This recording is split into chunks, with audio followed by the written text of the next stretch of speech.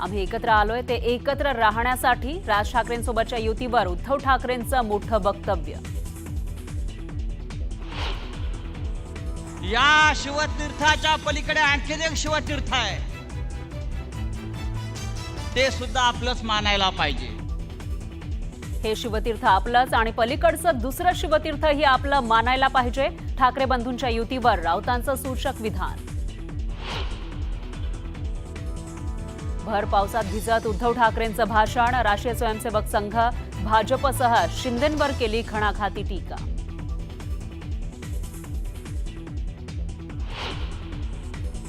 वाघाचं कातडं पांघरलेल्या लांडग्याची गोष्ट आपल्याला माहिती आहे, पण बाळासाहेबांची भगवी शाल पांघरणाऱ्या गाढवाचं चित्र मी आज पहिल्यांदा पाहिलं. उद्धव ठाकरेंची उपमुख्यमंत्री शिंदेंचं नाव न घेता जहरी टीका. भाजप म्हणजे अमिबा. भाजपला ना आकार ना उकार, ना ध्येय ना धोरण. उद्धव ठाकरेंची भाजपवर घणाघाती टीका. क्रिकेटची तुलना युद्धाबरोबर करणारा बेशरम. उद्धव ठाकरेंची पंतप्रधान मोदींवर घणाघाती टीका.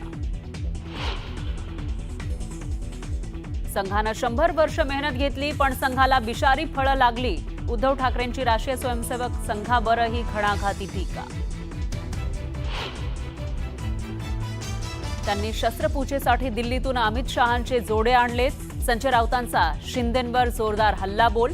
तर बोट चोरीमधून निवडून आलेल्यांनी घड्याळ धनुष्यबाण चोरल्याचीही केली टीका. फेसबुक लाईव्ह करणारा, वॅनिटी व्हॅन घेऊन फिरणारा मी नाही. आमचे फोटो दिसतात, मदत दिसत नाही का? एकनाथ शिंदेंचा ठाकरेंवर हल्लाबोल.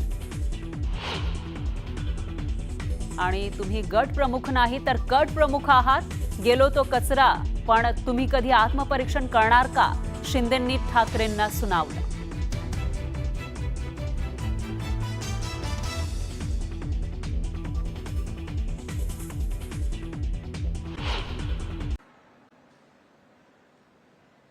माझ्या हातात काय नाही, असंच माझ्या हातात काय नाही. अरे कधीतरी, आणि म्हणून एवढे वर्ष मगाशी रामदासबाई म्हणाले 30 वर्ष तुमच्याकडे मुंबई महापालिका एवढे ओरबाडून घेतलं, ते गेलं कुठं? कुठे गेली एवढी माया? लंडनला कुठे गेली?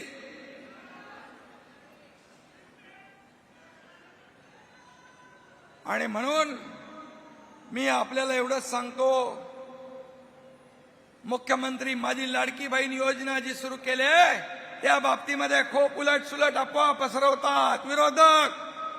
परंतु मी सांगतो, मुख्यमंत्री माझी लाडकी बहीण योजना कधीही बंद होणार नाही.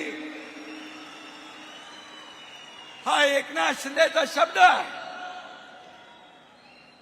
5 कोटी लोकांच्या घरात जाऊन शासन आपल्या दारीचा लाभ दिला आपण.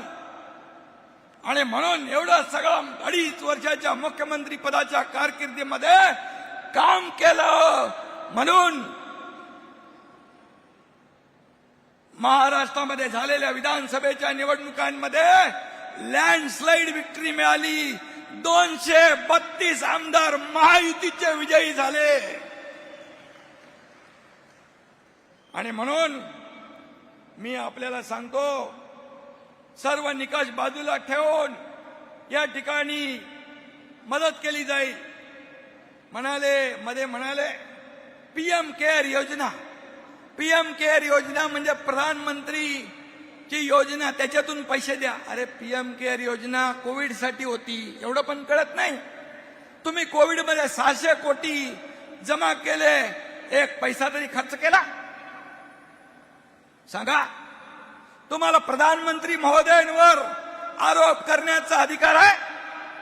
अरे प्रधानमंत्री महोदयांनी शेतकरी सन्मान योजनेमध्ये आणि आपत्तीमध्ये 46,000 कोटी रुपये महाराष्ट्राला दिले. 46,000 कोटी रुपये. शेतकरी सन्मान योजना त्यांनी सुरू केली केंद्राने, राज्याने देखील वर्षाला 6,000 रुपये देण्याचं सुरू केलं आणि जवळपास 13,000 कोटी रुपये राज्य सरकारने देखील दिले. किती सांगू, केंद्राने काय दिलं? जेव्हा ऊस उत्पादक शेतकरी संकटात होता त्यावेळेस सहकार मंत्री, गृहमंत्री अमित शाह साहेबांनी 10,000 कोटी रुपये इन्कम टॅक्सचे माफ केले शेतकऱ्यांसाठी. हे दिलं केंद्राने. मला सांगा, गेल्या 10 वर्षामध्ये 70 वर्षामध्ये 10 वर्षात नाही 70 वर्षाचा इतिहास बघा. काँग्रेस युपीए सरकारचा या महाराष्ट्राला 2 लाख कोटी दिले. 2 लाख कोटी. आणि 2014 ते 2024 मध्ये मोदीजींच्या सरकारने दुप्पट नाही, तिप्पट नाही, चौपट नाही, 5 पट 10 लाख रुपये या महाराष्ट्राला दिले. 10 लाख रुपये. 76,000 कोटीचं वाढवण बंदर होत आहे. अटल सेतू झाला. या सर्व प्रकल्पांना केंद्राने मदत केली आहे. नवी मुंबईचं एअरपोर्ट त्याचं उद्घाटन आता होत आहे 8-9 तारखेला मोदी साहेबांच्या शुभ हस्ते. मेट्रो 3चं लोकार्पण होत आहे. लाखो लोक प्रवास करणार, त्यालाही केंद्राने मदत केली. हे सर्व प्रकल्प जर सरकार महाबिगाडीचं असतं, हेच मुख्यमंत्री असते, तर मेट्रो 3 पण चालू झाली नसती, विमानतळ पण सुरू झालं नसतं. इतर जे मेट्रोला प्रकल्प आपण शुभारंभ केले ते सुद्धा सगळे ठप्प झाले होते. सगळीकडे स्पीड ब्रेकर, सगळीकडे स्टे. हे स्थगिती सरकार नाही, हे प्रगती सरकार आहे. 2.5 वर्षामध्ये जेव्हा मी पहिल्यांदा 2022ला मुख्यमंत्री झालो त्यावेळेस सगळे स्टे स्थगिती हटवून टाकली, स्पीड ब्रेकर हटवून टाकले. आणि काय बंद, सगळे सण बंद होते, सगळे प्रकल्प बंद होते, मंदिरं बंद होती, आंदोलन सुरू होती. मुख्यमंत्री झाल्या सगळ्या सणांवरची बंदी काढून टाकली. सगळे सण, उत्सव, परंपरा, संस्कृती सुरू झाली. विकास प्रकल्प सुरू झाले. 2.5 वर्षामध्ये, या 2.5 वर्षामध्ये एवढं काम केलं. आता दुसरी इनिंग सुरू झाली. मुख्यमंत्री देवेंद्रजी आणि आमची टीम त्याच वेगाने काम करतीये. आणि देशाचे प्रधानमंत्री मोदी साहेब आपल्या महाराष्ट्राच्या पाठीशी पहाडासारखे खंबीरपणे उभे आहेत. याचा मला सार्थ अभिमान आहे. काय कसली टीका करताय? कोणावर टीका करताय? अरे जे दोन्ही हाताने देत आहेत त्यांच्यावर टीका करताय. मला अभिमान आहे. या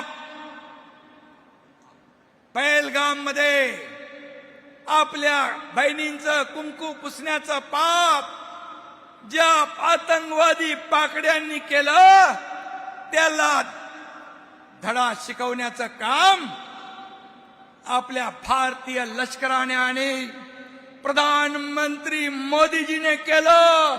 ईट का जवाब पत्थर से, खून का जवाब खून से.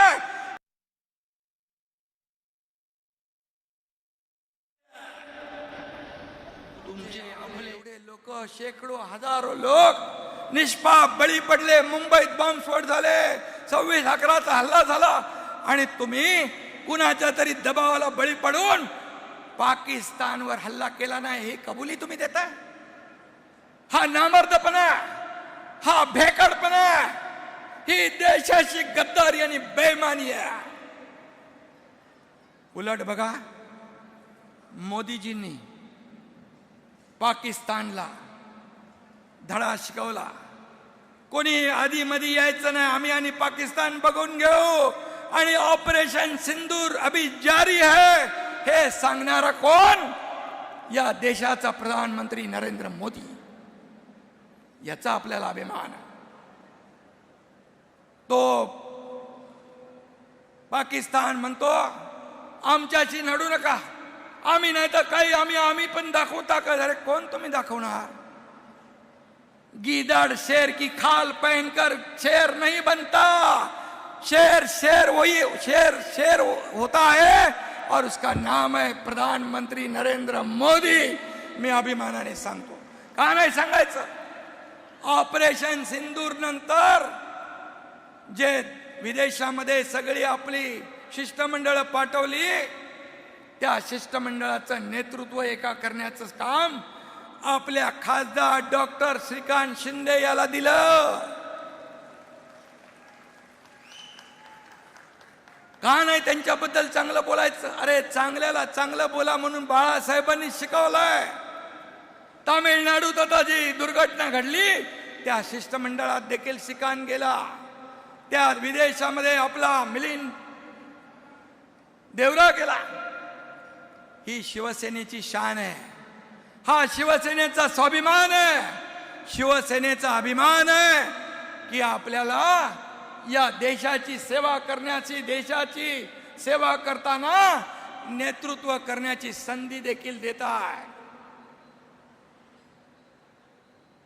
आणि म्हणून काही लोक म्हणाले तुमचा मेळावा सुरतला करायला पाहिजे. त्यांना अमित शहाला बोलवा, ह्याला बोलवा. सुरत भारतामध्येच आहे.